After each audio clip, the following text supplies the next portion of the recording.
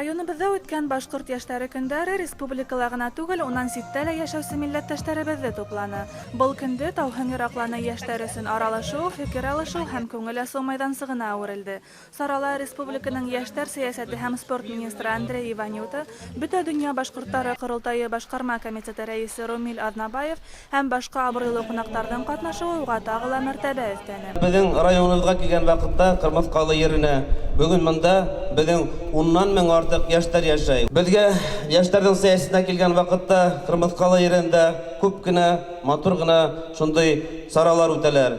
Һәр вакытта үзебезнең яшьтәргә торлак мәсьәләләрен, җир мәсьәләләрен киләчәккә тормышка алып бару өчен бар ярдәмнәрне күрсәтергә тырышабыз. Тантаналы асу үткәндән һуң ен дәррәү үз эшен башланы. Кайдалыр волейбол һукалар, икенче ердә футбол уены кыда, ә көрәш мәйдансыгында иң батырдар, иң тасылдар асыклана. Шулай ук кул көрәше, армрестлингта ла үз көчләрен һынаны яшьтәр. Башкортстан униялары бәйгеһендә иһә егет-кызлар иҗади һәләтләрен күрсәтте. Безнең район вәкиле Карлыман авылы кызы Руфина Ишенбаева эстрада йырын башкарып, оештыручылар тарафынан рәхмәт хаты менән бүләкләнде.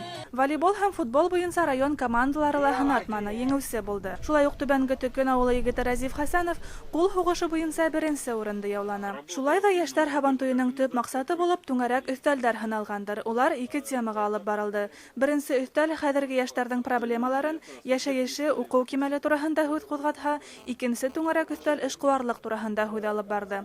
Яшьтәр йыйыны башкорт эстрадаһының яшь артистлары катнашлыгындагы концерт менән дәвам итте. Унда Мәскәү кунагы Радик Юлъякшиндың катнашуы сарага тагы ла ям өстәне.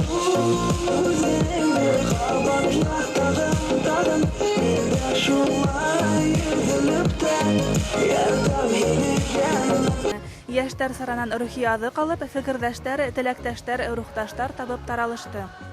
Илнара Бакачева, Дамир Мөхәммәтьянов, Кырмыскалы ТВ.